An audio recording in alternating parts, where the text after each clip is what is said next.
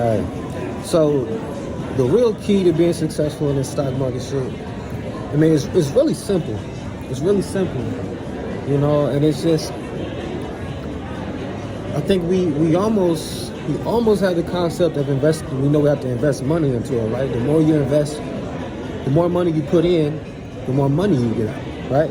If you let's say you only put in $500 and your stock portfolio goes up 10%. If you only put in $500, you only made $50. But if you put in, if you put in 10 bands, then you made 1,000. Because 1,000 is 10% of 10,000. You know, if you put in 100 bands, you made 10 bands, so on and so forth. And we have to accept that stocks are rigged to go up. Most stocks are rigged to go up. You know, worst case scenario, you just buy an ETF that tracks an index that has historically went up. I got hella lectures throughout the course that shows you how to buy the stocks that's going to go up. So that would be the hardest part, I suppose. But so now that we know that these stocks are rigged to go up, we shouldn't have an issue with putting as much money as possible into our stock accounts, because this is proven to be the best performing asset class of recorded human history, void of the cryptocurrency market, which is new. And while it's exciting, and of course I'm not against it, as you know, I was telling you all about Bitcoin, excuse me. I'm also a fan of Ethereum today. There's hundreds of different cryptocurrencies. Those are the two I know about. Those are the only two I like to talk about.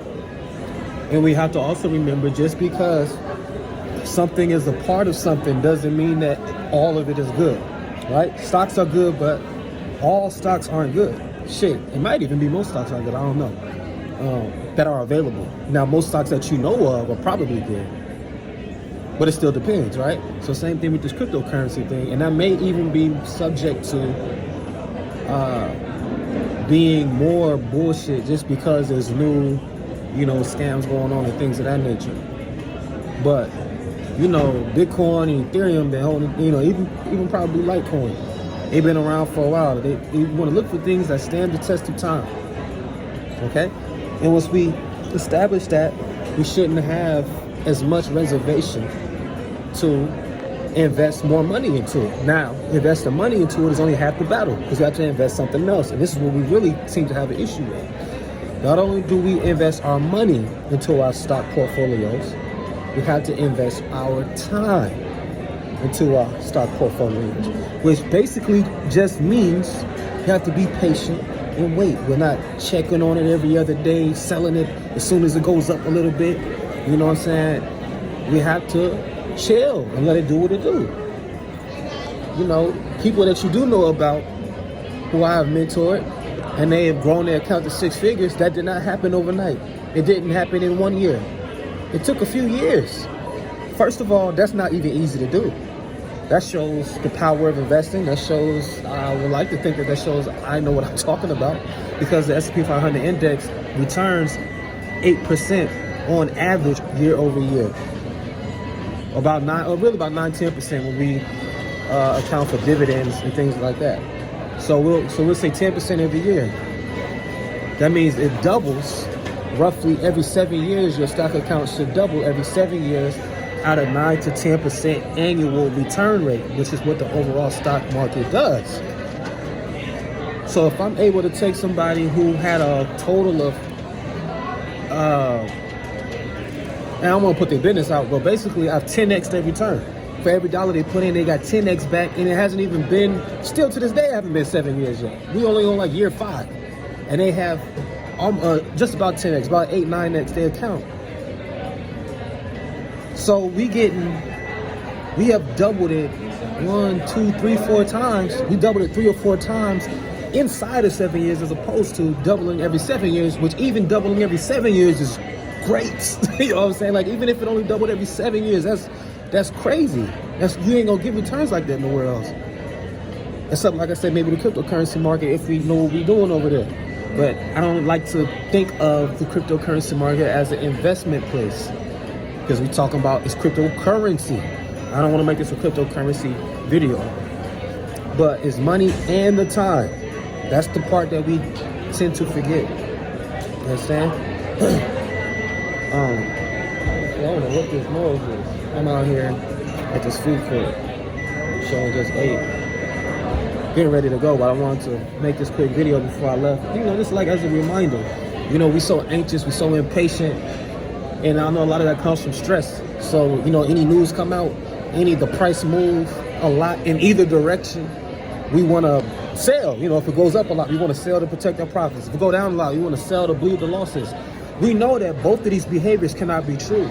If the stock goes up or goes down, but you do the same thing, one of these must not be the right thing to do. Now, which one of these could be the well, I don't like saying right or wrong, but one of these must not be the most beneficial thing to do that will have the odds in your favor. We want to keep the odds in the favor. So we know if a stock goes up really fast and we're selling, but if a stock goes down really fast and we're selling, in one of those situations we're playing ourselves. Which situation are we most likely to be playing ourselves in? Well, if we know that stocks, as I just said, and as I've proven in the other lectures in my course, that stocks are rigged to actually go up, and they've been going up for over 100 years plus, doubling every 7 years, maybe when the stocks go down and we're selling, maybe that's the one that doesn't have it in our best benefit. Maybe we shouldn't sell. Maybe we should buy more at that point in time. We buy more of anything else when it's cheap. And this is not to say we do this with every stock. Like I said, it depends on the stock. Did you study the course and really learn what makes a company a good company? Chances are, if it passed all the checkpoints that I have taught you, then it stands to reason that perhaps this stock is just on sale and maybe it's a good time to even be buying more. But I tell you what, we don't even want to wait for those type of moves. We just want to be buying more, period. Once we know we found good companies, we just want to be buying more whether the stock is going up or down, because too many studies have shown over time that you cannot time the market effectively like that. Even when they did a study where they showed, oh, let's just have them only buy more when the stock drops a lot. Okay, we'll have them buy more only when the stock go up a lot. Okay, we'll have them just sell when the stock go up a lot. We have them sell when the only shit that really proved to consistently make the most money to grow the stock portfolio the highest is when they just blindly bought, like every 2 months, every 3 months, every 6 months, every year, whatever time interval they chose, no matter what the shit was doing, because you can't predict it. Because you got to look at it like this. Let's say you look at a stock, right? Today the stock is $100 a share. And you don't buy it because you're like, that's an all-time highs. I don't know. I don't want to do it. You check back 6 months later, it's at $200. It doubled. And you still waiting on the stock to drop. Then some bad news finally comes out.